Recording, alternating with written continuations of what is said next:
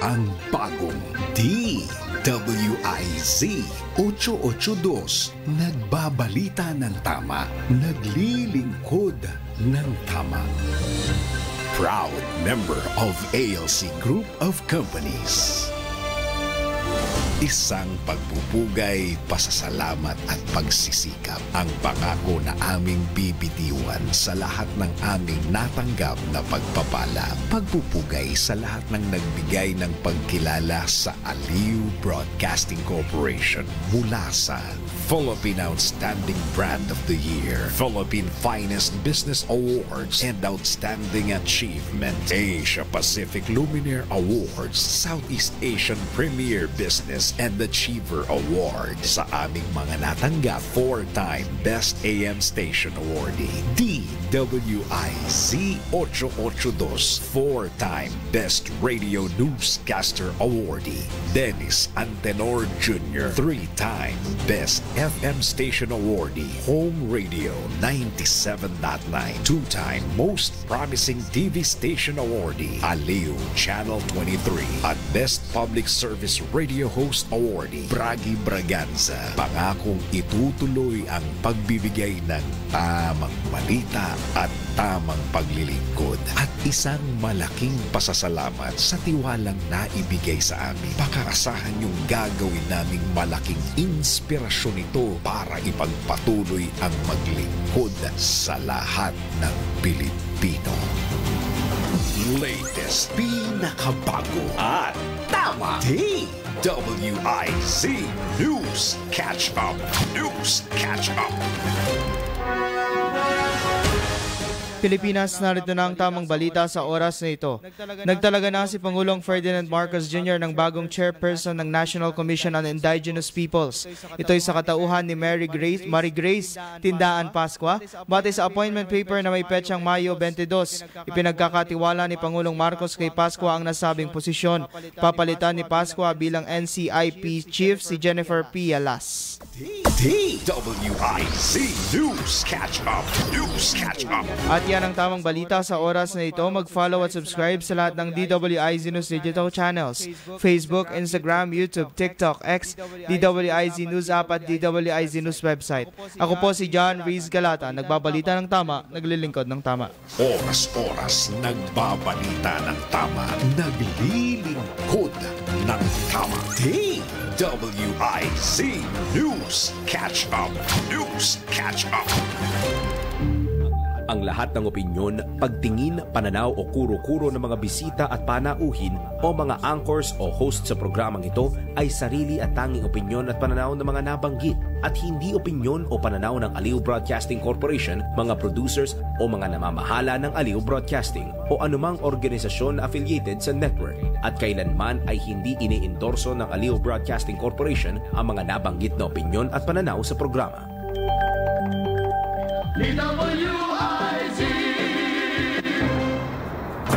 Usapang Senado, mga issue sa mataas na kapulungan ng Kongreso. Pakinggan natin si Cely Ortega Bueno.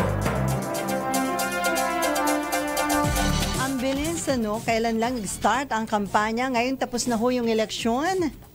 Kumusta?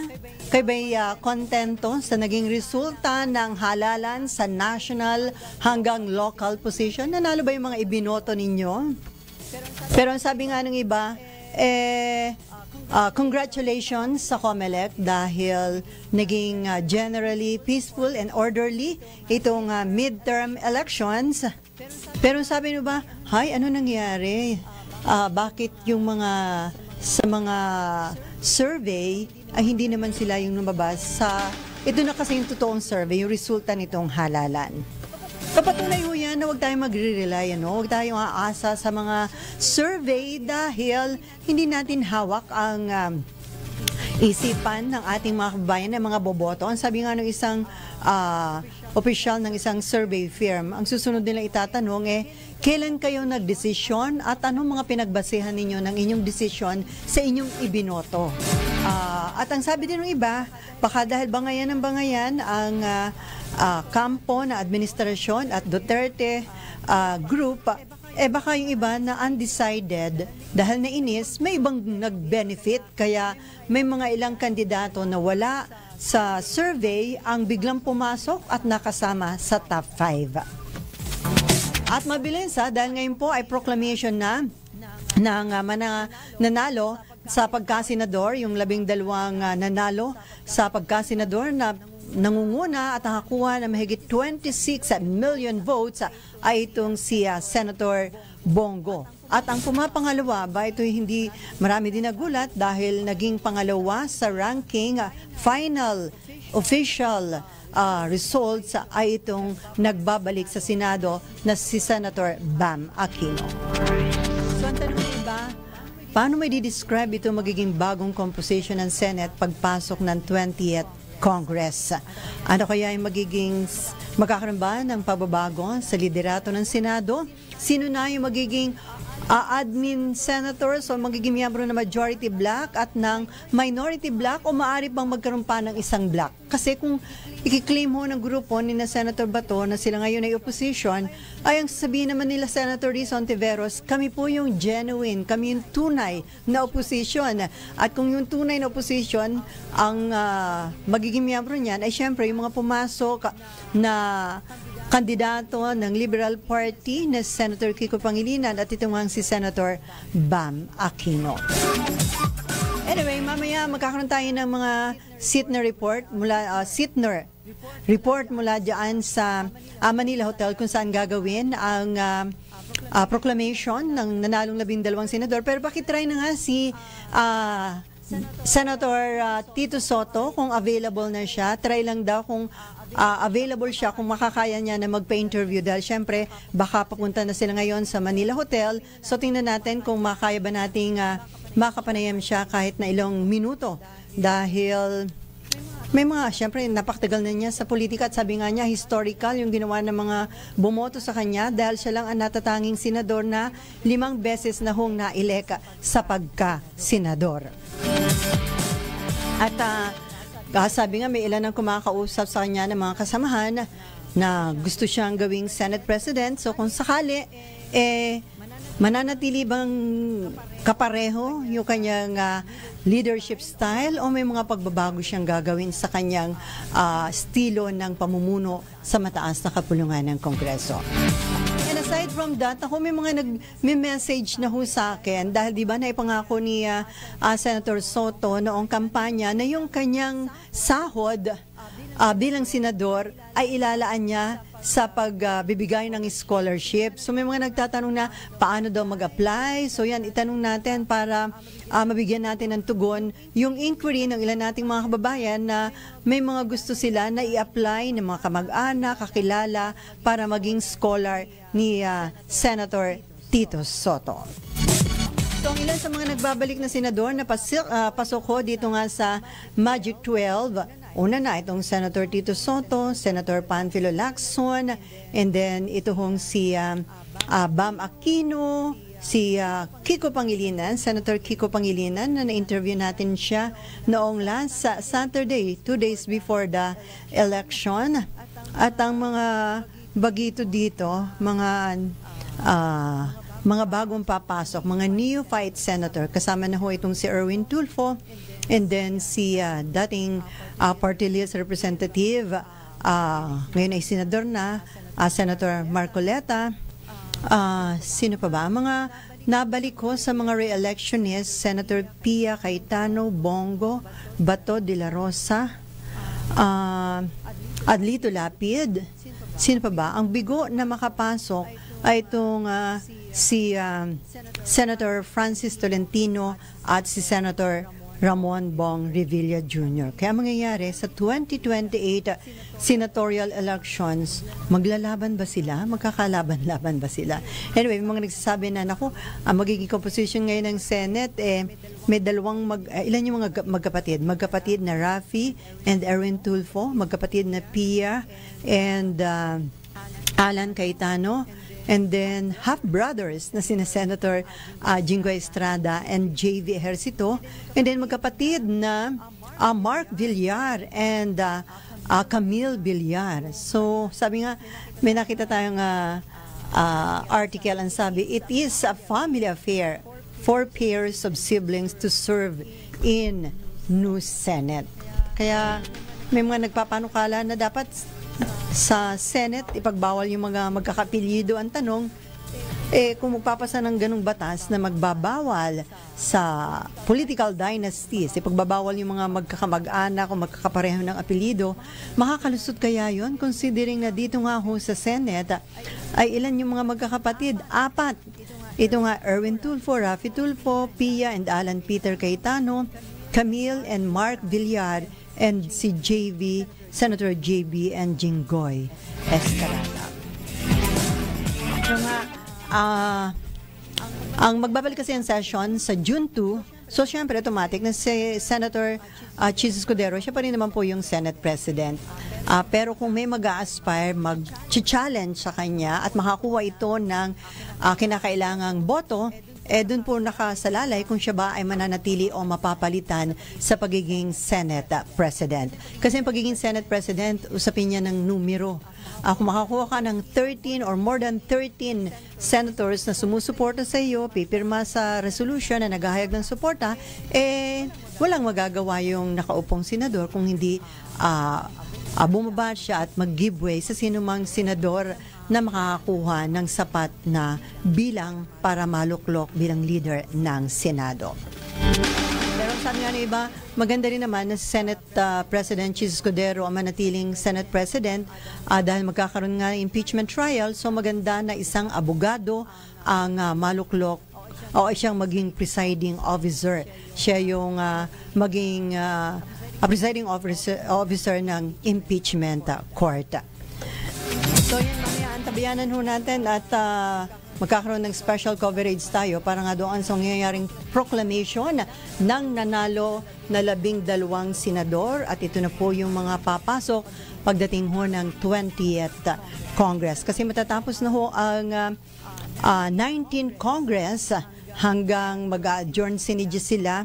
2 weeks lang yung session So, balik sila ng 2, 3, 4, 5, 6, 7, 8, 9, 10, 11, 12, 13 hanggang June 13 lang. And then June 14, adjourn sinigi na sila at ang balik na ho nila yung pagbubukas ng 20th session kung saan dyan na ho papasok yung mga nanalo na 12 senador sa nakalipas na halalan. At yan usually na during the break mula sa kakaroon ng break. Ayan, okay na? Ayan, mapalad ho tayo dahil atin ho makakapaniyam ang nagbabalik ho sa Senado. Dati ho siyang Senate President. Ating tinutukoy si Senator Vicente Soto III, si Tito Sen. Hi sir, magandang hapon po. Magandang hapon, Shelly. Sino kasama mo? Sir, solo ko lang usapang Senado. Kanina si Raul doon sa 12 Newscast. Wala si Raul. Sige. Sir, una muna, Okay. naka-ready ka na ba sa mangyayaring proclamation mamayang alas 3 ng hapon? Yes. So, on the way na ako So, Malapit na kami. sinong kasama mo sa iyong pamilya? Si Helen, kasama ko. At saka yung mga anak ko pupunta susunod yata. Sir, considering na kayo ipoproklama na itong nanalong 12 senador, paano mo i-describe ang magiging bagong composition ng Senado sa 20th Congress? Well, it's a good mix. Maganda naman dahil iba-iba mga iba-iba mga advocacy, iba-iba mga pinanggalingan, iba-iba partido. Maganda siguro to. Magiging exciting ba, sir, itong parang mga discussion sa mga issue? Well, I'll make sure na maging exciting. Alam mo naman kung paano tayo mag-handle ng So sir, let's say ikaw yung uling maging Senate President. Sa tingin nyo ba, bukod sa administration senator, magkakaroon kayo ng dalawang klase ng opposition? Kasi ang sabi nga, di ba, parang sinasabi ng kampo ni Senator Bato de la Rosa, sila yung opposition, pero syempre sabihin naman ng kampo ni na Senator Rizon Tivero, sila yung genuine opposition. Ano yung nakikita nyo? Pwede bang magkaroon ng tatlong grupo sa Senado? ako, tingin ko medyo inaccurate yung pananaw nila. Kasi ang ibig sabihin ng opposition siguro to the administration. O merong isang grupong opposition. Opo. Merong isa pang grupong opposition din, the administration. Sa Senado, there's no such thing. It's either a majority or minority. Dalawa lang. So, minority ka ba o majority ka ba? Because nga, the Senate should always be independent. So, hindi pa pwedeng sabihin na yung majority ng Senado ay pro-administration. Kung ako leader, kung ako leader, pro-people. Oh, hindi pwedeng pro-administration. O nga, ba't ganun nga? Hindi. Sabihin, administration senator pag nasa majority ka. Mali pala yun. Hindi rin. Ilang beses na nangyari sa amin yan na mga hindi naman kasama ng administrasyon ay kasama sa majority. Pero Tito Sen, totoo ba na may nangyari na mas marami yung nasa opposition kaysa sa nasa majority or nasa administration, black? Minsan daw nangyari yata yun, no? Noong 9th Congress, you can say that. Panahon ni GMA. Kasi, like for example, kami noong araw, 16 kaming LDP. Si Fidel Ramos, ano naman yun lakas. Ang kapartido ni Fidel Ramos sa 9th Congress, sa amin sa Senado noon, ay si Nina Rasul at saka si Leti Shahani lang. Pagkatapos, lumipat sa kanila si Gingona. Pero 15 kaming natirang 15 kaming natirang LDP. Tapos yung NPC, si Maceda, Toring Tolentino, Nikki, Tatad, and I think silang apat, and then si Bobby Tanyada was from LP. Pero yung opposition, bale kung tawagin nila, yung NPC, at saka yung LDP, kami yung majority. Pero pagka ganun, sir, challenge ba yun sa administration? Parang magiging mahirap ba ang magpasa ng batas kapag mas marami ang nasa opposition?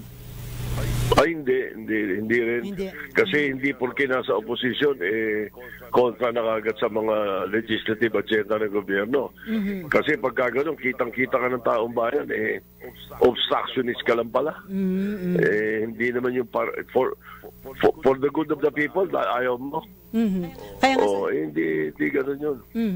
Negative kapag naging obstructionist. Kaya kanina sabi nung ni Senator Bato de la Rosa, kasi di ba may panawagan Senator Bongbong Marcos na mag-move on na, magtulong-tulong na naharapin itong mga challenges na kinakaharap ng bansa. Sabi niya, handa naman kaming tumulong, hindi naman sila magiging obstructionist, pero tututol sila kung meron lang sila nakikita na pag-abuso ng administrasyon. Yun ang sinabi ni Senator De La Rosa. Correct. Tama yun. Maganda. So, sir, kanina sabi niya, yung block nila, siya, si Marcoleta, BG, binanggit niya na parang sa kanilang grupo, Senator Amy at saka Senator Camille Villar. So sila daw nag-uusap-usap na kung sino ang susuportahan nila sa mga mag-a-aspire maging Senate President sa 20th Congress.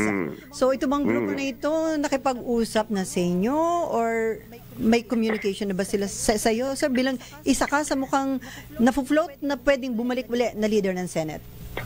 Well, may mga dalawa sa kanilang mga nakakausap naman namin. Magkakaibigan naman kami. Lahat naman yung grupo na sinasabi ni Senator Ronald Bato. Ano yun mga kaibigan namin. Tsaka nagkakaintindihan kami. Si Senator Bongo, medyo malapit sa amin yun. Malapit sa akin, personally. So, sir, kayo... Si Senator Bato, malapit kay Senator Lacson. So, kayo yung parang acceptable sa dalawang panig. Kumbaga yung... kasi parang mahati na yung admin senator kasi nga itong sina Senator Bato ngayon nasa admin pa rin sila sa majority, di ba?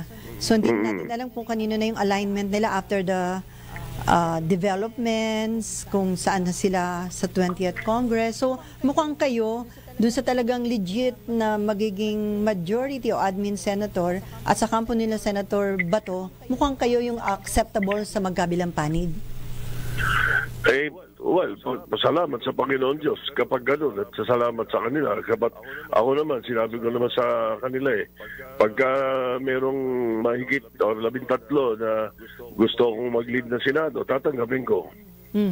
At sir, may magbabago ba sa style ng leadership nyo kung sa kayo muli ang maging Senate President o kung ano yung dati nyo, yung pa rin ang inyong iiralin? Paiiralin ko yun. Alam mo naman, mahigpit ako mahigpit ako sa oras, mahigpit ako sa mga dapat ipasa. Ayoko nang umuwi ng maaga kung hindi tapos ang tinatrabaho. O naalala ko, di ba, COVID nga nun, senior ka na pero ikaw yung araw-araw pumapasok nung COVID pandemic. Oo, at saka never late. No absent.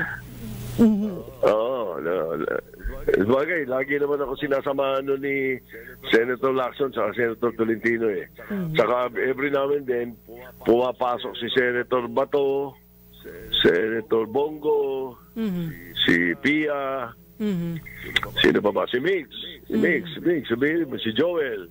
Pumapasok din yung mga yun Hindi lang araw-araw, pero pumapasok. Pero sir, kung sakali kang uli ang maging Senate President, Senator Mig Zubiri ba uli ang gagawin mong majority leader? Depende sa grupo. Siyempre, kung ako, sigurado gusto ko. Depende sa mga kasama namin. Binoboto naman yan. Hindi naman pwedeng yung Senate President na nagdidikta Mali yun. Yung grupo ninyo, kung sino yung majority, sila rin ang nagsasabi sino gusto nilang majority leader. Sino gusto nila sa chairmanship ng ganito at gano'n. Pero sa dapat ganun. Hindi pa pwedeng yung Senate President nagbibida-bidahan. At hindi diktador. Oo, definitely. Hindi dapat. Palitan agad yan pag diktador. Pero sir, sakit ng ulo ba yun? Yung mangyayari, paano mo i-distribute yung committee chairmanship? Di ka nagkakaroon ng agawan? Parang makabuo ng compromise para lang ma-resolve yung ilang may gusto sa isang committee? Masakit sa ulo po ba yun? Well, actually, Shelly, you're putting the horse before, you're putting the cart before the horse kasi wala pa naman tayo doon, pero para sagutin lang kita theoretically. Opo. Ano yun ano nga ba, tinatanong mo na mga committee chairmanship? Ang sagot ko, sakit ng been ulo. there, done that. Ano, sir? Remember, nung pumasok ako na Senate President, it was in the 17th Congress. Kalahati ni Coco Pimentel. So, medyo naiba na yan. Pagdating ng 18th Congress, may mga bagong senator na pumasok. Di ba? Ng 2019. So, pinagdaanan ko na yan. Alam ko na ang more or less ang dapat gawin. Kasi naalala ko, Senator Migs, nung nag-Senate President, parang na-stress siya ng husto dahil hindi niya alam paano igagawin yung distribution dahil may mga senador na nag-aagawan sa isang committee. So talagang sakit yun ng ulo. Nangyayari talaga yun, hindi maiiwasan. Kailangan talaga, you have to master the art of compromise. Yan. Art of compromise. Anyway, sir, kasi naipangako mo during the campaign na yung sahod mo ay ibibigay mo para sa mga bata na para sa scholarship. Meron akong nag-message sa akin na nagtatanong, pakitanong daw, paano ba yung proseso, paano daw sila makakapag-apply? Oo, pwede. Ganito. Meron akong natayo na halos yung screening committee ng TVJ Productions. Kasi ginagawa naman namin yan sa EB's Best Scholars di ba? So, yun ang isasama ko doon sa screening team ngayon na itatayo ko sa Senado. Sabi mo, ipadala nila sa opisina ko sa Senado o kaya sa opisina ko sa private office ko. Tanggapin nila lahat yun, tapos i-screening yun. Titingnan sino talaga yung mahirap, sino talaga walang pambayad, at sino talaga yung gusto mag-aral. So sir, kasi hindi naman pwedeng basta yung iba kasi may mga nagpipresenta pagkatapos ang hinihingi yung pambayad. Hindi pwede yun. Ang ginagawa ng aming screening team, kami magbabayad ng pamatrikula niya at saka ng allowance niya. So hindi sa kanila dadaan yung pera, no? Kayo ang direkta na magbabayad kung saang eskwelahan po ito. Ano yun, libre? May mga certain Correct. school lang po ba? Pwede o kahit saang school? Kahit saan, kung saan siya papasa. So mga ilan po ba Kasi yung... gusto natin matulong sa mga mahihirap. Kaya nga nagulat ako, sir, may mga nag-message sa akin, pinapatanong, may ilang kasama namin sa media na nag-i-inquire na nga kung paano daw yung sistema. So, initially, pwedeng sa private office. Sa Senate po ba, may room assignment na po ba kayo at may staff na kayo ngayon dun, sir? Wala pa? Wala pa eh, June 30 pa kami. Sabi mo, medyo tiis-tiis lang na konti. Within siguro a week or so. Okay. Baka ma-establish ko na yung number o email address na pwede nilang padala niyan para na-umpisa na yung screening. Ayun. Hindi pwede today, hindi pwede this week. Medyo yung screening committee, inaayos pa namin eh. So ito hanggang matapos ang termino mo, sir, itutuloy-tuloy mo na ito? Oo, Isasakripisyo yung mo? 6 na taon, sweldo ko, bigay sa kanila lahat. Sir, may mga nagsasabi na maganda daw na ang maging Senate President, abogado dahil magkakaroon ng impeachment trial. Tama po ba yung ganung mga pananaw? Maganda yung tanong mo na yan kasi napag-usapan namin ng isang araw yan eh. Hindi basta abogado eh. Kasi abogado ka nga, wala ka namang aram sa parliamentary rules and procedures. O kaya yung rules of court hindi ka pa nakakapag-trial. So it doesn't necessarily mean na dapat lawyer. Ang dapat na presiding officer ay yung master of the parliamentary rules and procedures at merong magandang experience sa rules of court. Kasi kung hindi mo That doesn't necessarily mean na dapat lawyer yun. Kasi, Pwedeng doktor yun. Kung siya'y master niya yung parehong rules na yun eh.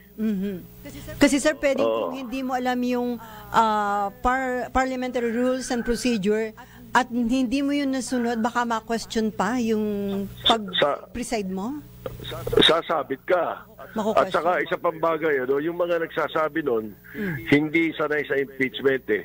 Hindi nila alam na ang impeachment court, hindi yung presiding officer ang judge. Lahat judge. Oo, lahat judge. Kaya yung buong impeachment court ang judge. Hindi yung presiding officer lamang. Yeah, presiding Kaya nga officer. pagka merong hindi kayang desisyonan agad, hindi kayang ayusin yung objection, binabato agad yan. You immediately refer it to the impeachment court for a vote. Kaya ganun yun, ang impeachment court ang judge, hindi yung presiding officer. Mabuti malaman ng mga nagsasalita yan na hindi nila alam. Sir, ilang beses ka na naka-experience na tumayong impeachment judge? 2 beses. Yung pangalawa, ako pa ang majority floor leader. At itong impeachment rules sa kasalukuyan, ako sumulat nun, hindi ako lawyer. Pero ako gumawa ng impeachment rules. Ay, Ako author nun eh. talaga ginamit po yung impeachment rules sa impeachment Kay kay Corona. Corona. Kay Justice Corona. Talaga? Sir, Ako chairman ng rules nun eh. itong si Senate President Chis Escudero, ang kanyang suggestion, although subject for approval pa ito ng body, wag na daw baguhin yung impeachment rules dahil baka daw maakusahan pa ni BP Sara na binabago yung rules in the middle of the game. Dapat po ba, okay lang bang... Correct. Tama yun eh. Sabi ko nga, ako gumawa nun. Gusto ko bang baguhin yun? So sa tingin nyo, fit na fit yung impeachment rules na yun, yung gagamitin nila na ginamit kay Corona para dito sa impeachment kay BP Sara? As of now, yes. Unless something comes up na that would need a second look. So sir, considering na baka pwede ikaw ang Senate President ng 20th Congress, this early po ba pinag-aaralan nyo na itong isinumite na articles of impeachment laban sa Vice Presidente? Ay, hindi pa. Hindi pa. At I will always remain impartial as always hanggang nasubmit yung mga ebidensya. At hindi ho dito, kasi sabi nila, it is a political process naman eh. Parang hindi niyan minsan Oh, yes. ebidensya or ano, kundi minsan alignment or ang mga impeachment judge po tinitingnan, nagdidesisyon sila, depende ho sa naipipresenta ng prosecution ng mga ebidensya. Well, ang sinasabi ng iba dapat daw yung kombinasyon. Di ba? Noong kangay political and also evidentiary kangay system. Ano pa rin depende, tingnan natin. Hindi, mahirap masabi, depende sa bawat individual Basta importante mo na pagsampa mo dyan, impartial ka muna. Ngayon, pagka meron kang nararamdaman, nasa sa iyo yun. Makikita naman ng mga kababayan natin yun At kinukonsider po dito din ang opinion ng publiko, sir, no? Habang gumugulong yung impeachment trial, meron din kasing nabubuo na mga public opinion. Minsan sensitive din po dyan ang... Meron. Pero, teka, I have to go down, Sally. Sige, sir. Sige, Dito sir. na ako sa Manila Hotel. Sige, sige, thank sir. you. Thank you, sir. Thank you very much. Magandang hapon. Thank you. Congratulations Mabuhay. po. Okay. Bye. Yan po mga kaibigan, si Senator-elect Vicente Soto III. Usap Kayang-kaya mo ang kahit na ano kung ikaw mismo ang gagawa nito. Let's learn new things sa DIY. Do it yourself. Kung napapansin mong hindi na ganun kalamig ang tubig na nakukuha mo sa inyong dispenser, narito ang mga dapat mong gawin para talagang pawi ang uhaw kapag uminom ka ng water. Una, suriin ang power supply ng dispenser dahil maaaring may problema sa electrical connection. Ikalawa, linisin mo ang condenser coils. I-check mo kung may naipong alikabok na maaaring dahilan upang hindi gumana ng maayos ang cooling system. Ikatlo, subukang i-cool down ang compressor ng dispenser. Ikaapat, linisin ang water tank dahil posibleng nakakaapekto rin ito sa cooling system. At ikalima, syempre tumawag na ng technician kapag hindi pa rin ito gumana. Gets mo ba? Sige nga, do it yourself. Dahil ang balita hindi tumitigil. Dahil ang balita tuloy-tuloy na nangyayari. Dapat alam mo ang latest kahit ang mga taong nasa likod ng balita. Kaya makibalita kay Senyor Balita. Araw-araw, Lunes hanggang Biyernes, kasama si Ray Pacheco. Live na mapapakinggan sa DWIZ. Panoorin ang live sa Aliw 23 at naka-live din sa DWIZ Facebook, YouTube at DWIZ News website. Kaya mga senyorito at mga senyorita, mga senyor, mga senyora, makibalita na kay Senyor Balita. Monday to Friday, alas 3 ng hapon. Bahagi pa rin ng DWIZ News Hapon Highlights. Nagbabalita ng tama, naglilingkod ng tama. Hindi lang masaya, fiesta! Hatid ng Aliw Broadcasting Corporation ang Fiestas Pilipinas! Taunang ipinagdiriwang ng bayan ng Lucban, Quezon ang makulay na Pahiyas Festival tuwing May 15 bilang parangal kay San Isidro Labrador, ang patron ng mga magsasaka. Kilala ang pista sa makukulay na dekorasyong kiping, masayang parada at mga produktong pang-agrikultura na dinarayo ng libu-libong turista taon-taon. Ang mga bahay sa ruta ng pista ay gugunitain ang masaganang ani sa pamamagitan ng mga dekorasyong gawa sa kiping o yung mga hugis dahon na wafer mula sa bigas. Mayroon din prutas at iba pang likhang kamay. Tampok din ang prosesyon, pagtatanghal ng kulturang Pilipino at mga sikat na pagkain tulad ng longganisang lukban at pansit habhab. Pinapaalalahanan ng mga bisita na dumating ng mas maaga upang maranasan ang buong kasiyahan at suportahan ang mga lokal na magsasaka at manggagawa. Ang Pahiyas Festival ay patuloy na sumasalamin sa kultura, malikhaing sining at pananampalataya ng Lucban.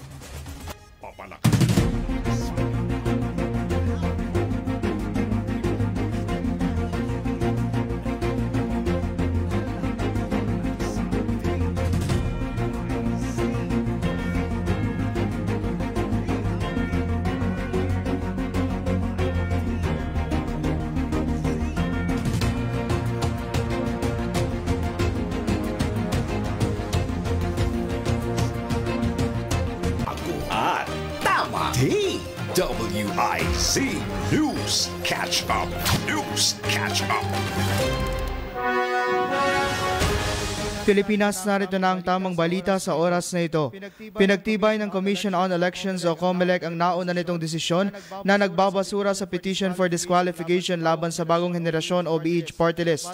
Batay sa 8 pahin ng resolusyon, ibinasura ng COMELEC and Bank ang motion for reconsideration na inihain ni Atty. Russell Geronimo na kumukwestiyon sa hatol ng First Division ng komisyon. Una nang binanggit sa pasya ng COMELEC First Division na hindi nasunod ni Geronimo ang mandatory requirements, kabilang dito ang pagbibigay ng kopya ng petisyon sa respondent at kabiguan nitong maglakip dito ng kopya ng Certificate of Nomination, Certificate of Acceptance of Nomination o CONA. DWIZ News Catch Up. News Catch Up. At yan ang tamang balita sa oras na ito. Mag-follow at subscribe sa lahat ng DWIZ News digital channels: Facebook, Instagram, YouTube, TikTok, X, DWIZ News app at DWIZ News website.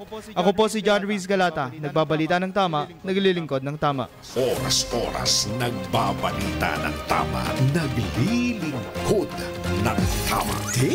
DWIZ News Catch Up. News Catch Up.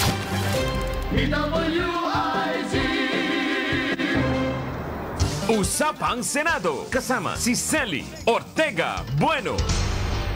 Nasa second half na ho tayo na ating programang Usapang Senado. Ngayong araw na ito ng Sabado, 17 sa buwan ng Mayo. Sinasabi na ba hindi pa pala officially tag-ulan, although nitong nakaraan madalas nang umuulan sa hapon. Pero ang sabi ng Pag-asa, hindi pa official na pumapasok ang rainy season. So mamaya alamin natin ang sitwasyon dyan ho. Okay na? Alamin natin ang sitwasyon dyan ho sa Manila Hotel kung saan mamaya nga pong alas 3 ng hapon isasagawa ang proclamation ng nanalong 12 senador. At naandyan si John Reese Galata. John, kumusta na? Yes, John, kumusta yung sitwasyon? Marami na ba doon sa... Nandiyan na ba yung 12 nanalong senador? Yes, Sally, as of now, si dating Senate President Tito Soto pa lamang ang dumating dito sa Manila Hotel sa lungsod ng Maynila. Kasama niya ang kanyang asawa, syempre, na si Helen Gamboa. Pero bago yon, Sally, bago ang proklamasyon ng mga nagwaging senador, dumulog dito sa Manila Hotel sa lungsod ng Maynila ang Legal Counsel ng Partido Demokratiko Pilipino o PDP Laban na si Atty. Israelito Torion upang ihirit sa Commission on Elections sa pamamagitan ng isang manifestation with prayer ang batas o ang patas na bilangan o proseso sa nagdaang halalan dahil sa sinasabing naganap na irregularidad. Ngunit nang dumating ang abogado ay hindi tinanggap ang reklamo na sana ihahain nito at sinabing kailangan itong sumute sa mismong tanggapan ng Commission on Elections sa Intramuros. Kabilang sa mga petitioners ay sina Pastor Apollo Kibuloy, Atty. Jimmy Bondok, Atty. Vic Rodriguez, Atty. Raul Lambino, Atty. Jesus Hinlo, Philip Salvador, Dr. Marites Mata at ang buong Partido Demokratiko Pilipino Lakas ng Bayan. Nakasaad sa petisyon ng partido ang pagkakaroon ng full independent and transparent investigation kaugnay sa sinasabing 17 million overvotes sa buong bansa. Inihirit din ng partido na magsagawa ng manual counting para sa senatorial at party list votes sa 10 key area sa bansa. Ngunit hindi pa ito tinukoy ng abogado. Bagamat nilinaw ni Atty. Torion na hindi dahilan ng kanilang paghahain ng manifestation upang magkaroon ng posisyon ng mga senador o senado ang mga tumakbong miyembro ng PDP kaya hindi nila hiniling na kanselan ang proklamasyon. At yan po na nga. Okay, Riz, John Riz. Kasi ba't isinabay naman nila sa proclamation? So, dapat during office hour, dun ba pinapasubmit yung kanilang complaint? Ayun nga, Sally, kaya nga hindi tinanggap dito yung mismong reklamo na ihahain sana. Kaya pinapunta muna siya sa Commission on Elections. Sa ngayon, wala pang update. At aalamin natin yan, Sally. So, ano yung magiging scenario dyan? Paano yung, nakita mo ba yung program? Ano yung magiging scenario? Yung pagtatawag? Kasi alam ko, bibigyan sila ng tigi ilang minuto para magpasalamat ba? Magbigay ng mensahe yung mga nanalong senador?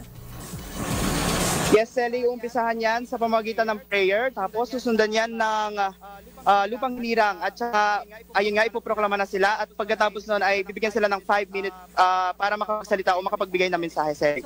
So hanggang sa mga oras na ito, si Tito Sen pa lang, alam mo, in-interview ko siya kanina lang sinabi niyang pababa na siya kaya binitiwan ko na. So far, si Senator Soto pa lamang ang Ayan, Sally, meron ng dalawang van dito, isang black and white van. Hinihintay na lang natin lumabas kung sino o parte ba siya ng bahagi ng mga ipoproklama ng mga nagwaging senador.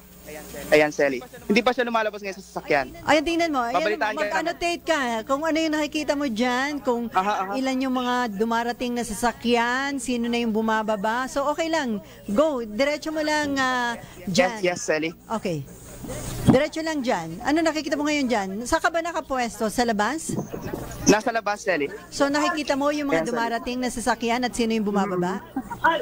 Opo. Oo, so... Sa ngayon wala pa, hindi pa bumababa, Sally. Okay. So, wala pa. Pero tumigil na yung sasakyan. Wala pa lumalabas, Sally. So ano, may red carpet ba dyan na dinadaanan yung mga nanalong senador? Pagkapasok sa 10 City, Sally, may red carpet. Ayan. Doon sila dadaan. And then, pakidescribe yung stage ngayon, doon kung saan gagawin. Ay, kasi nasa labas ka. Wala. Pero nakita mo na kanina. Sally. Okay. So yan, bigyan mo kami ng update kasi ano na lang 20 minutes. So I'm sure magsusunod-sunod na yung mga darating dyan. And then i-inform mo kami kung meron bang hindi darating, meron bang hindi mag-a-attend sa proclamation. Si Senator Sally. Yes. Sa ngayon, Sally, sa Commission on Elections, wala pa man nagpadala ng sulat kaugnay sa hindi nila pagdalo dito sa proklamasyon. So ina-expect nila. So inaasahan. So expected lahat. Yes, Sally. Kasi Senator Amy Marcos, sabi niya, a-attend nga siya yung pang-12 senador. So, Senator Amy, wala pa? Wala pa po siya.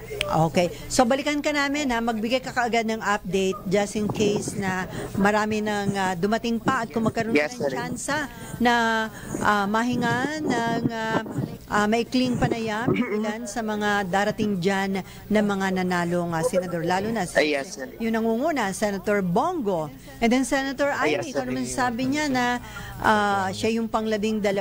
O yan, tingnan mo. Tsaka yung mga bagitong senador, yung mga neophyte, yung mga bagong pasok like si Erwin Tulfo, itong si Marcoleta, si Senator Camille Villar, sino pa ba yung mga bagong senador na papasok dito sa Senate. So yan, pagka nagkaroon ka ng pagkakataon, baka kahit mga ilang tanong lang, ipasok mo dito sa aking programa. Yes, Sally. Maraming salamat. Ayan, Sally. Maraming salamat, Sally. John Rins Calata para sa impilang metodong lakas, DWIC, nagbabalita ng tama, naglilingkod ng tama. Thank you, Riz. Ano ko i-congratulate ko nga pala itong Senator Nancy Binay dahil siya po ay isa sa mga graduating senator at siya po ay nanalo. Siya yung magiging bagong alkalde dyan sa amin sa alunsod ng Makati. Natalo po niya itong mister ng kanyang kapatid na si natalo din po, mag-asawa bali ang natalo. Itong tumakbo under alyansa na si Mayor Abby Binay, hindi ho siya pinalad na makapasok doon sa Magic 12. Although, doon po sa mga survey, pasok itong si Abby Binay, kaya marami ding nagulat, no? Talagang hindi ka pwede na umasa na kung sino yung lumalabas sa mga sunod-sunod na survey hanggang bago mag-eleksyon, ayun po ang magiging resulta ng ating eleksyon.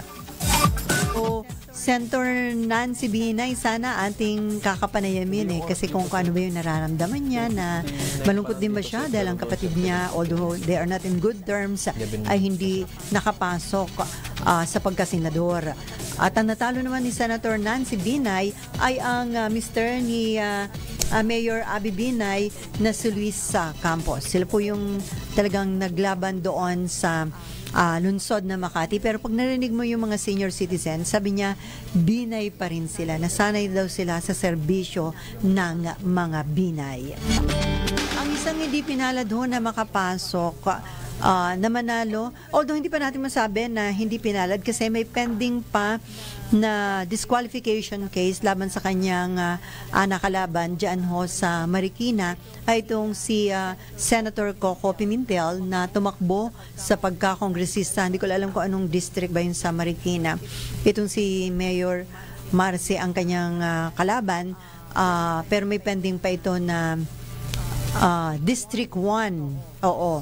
So may pending pa. So ang panawagan nga ni Senator Coco Pimentel, sana daw ay mag-decide na ang COMELEC doon sa disqualification case laban nga doon sa nakalaban niyang alkalde ng Marikina City para malaman kung siya ba'y makakaupo or hindi. Dahil doon ho sa nangyaring botohan, yun hong kanyang kalaban ang nanguna.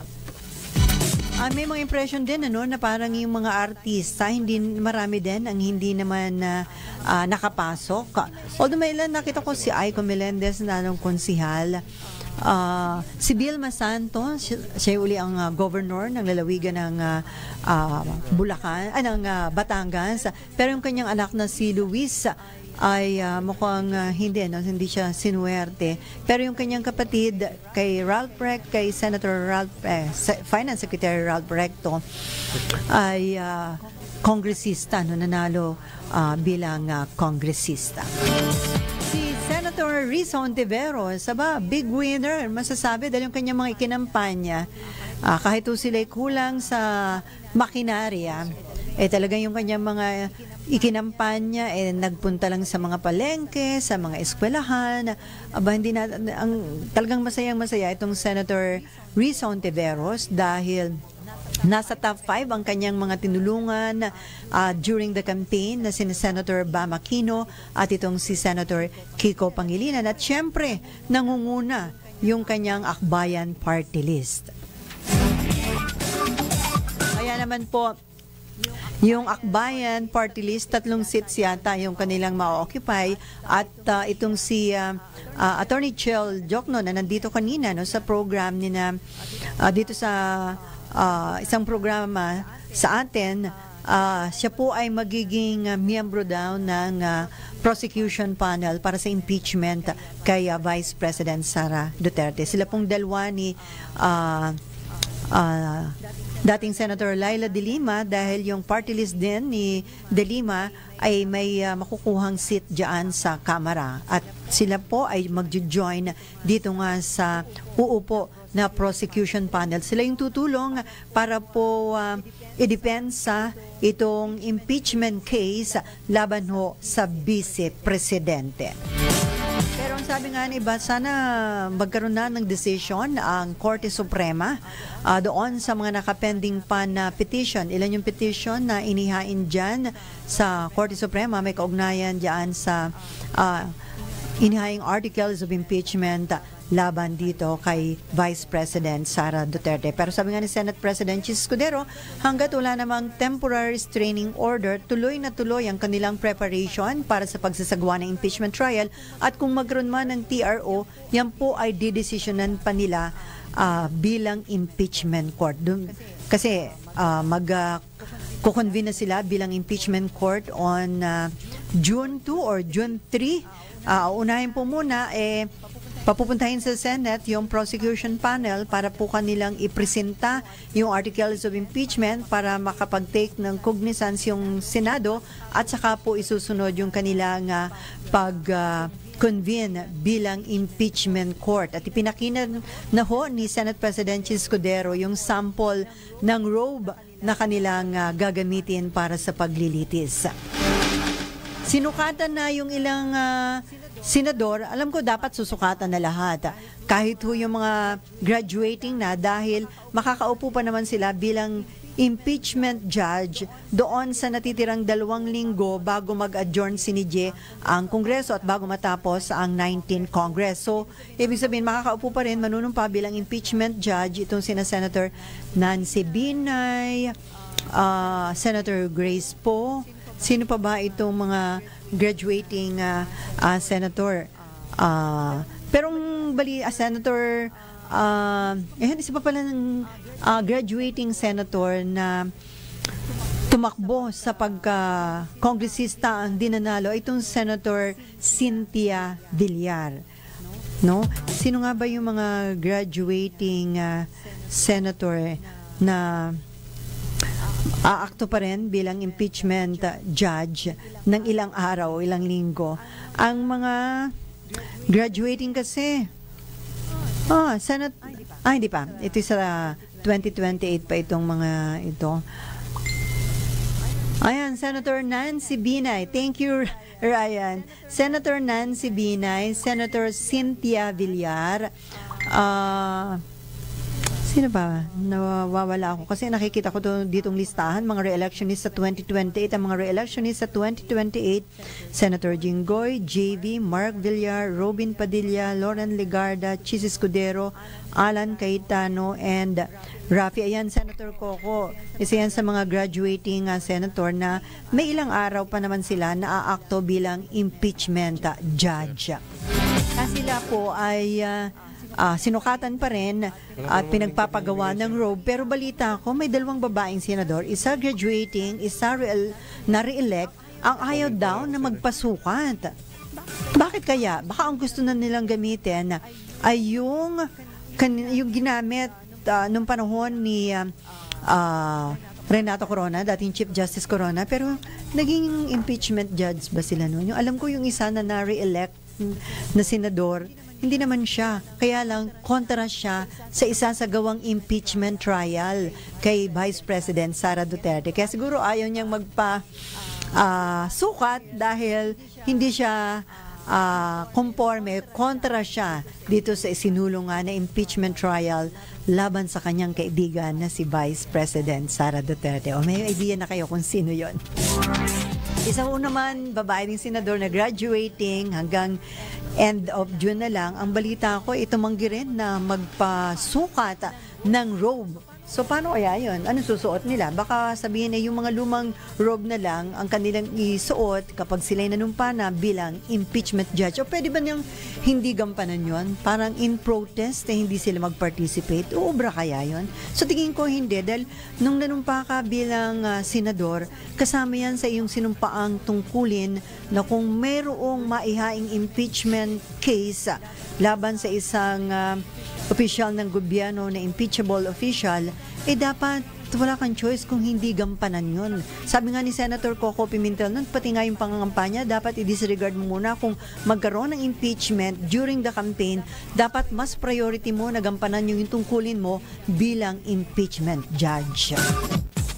So yun, hindi ko alam kung pwede ba na may mga pro-BP Sara na tumangging mag-participate dahil nga ayaw nila magpasukat ng robe.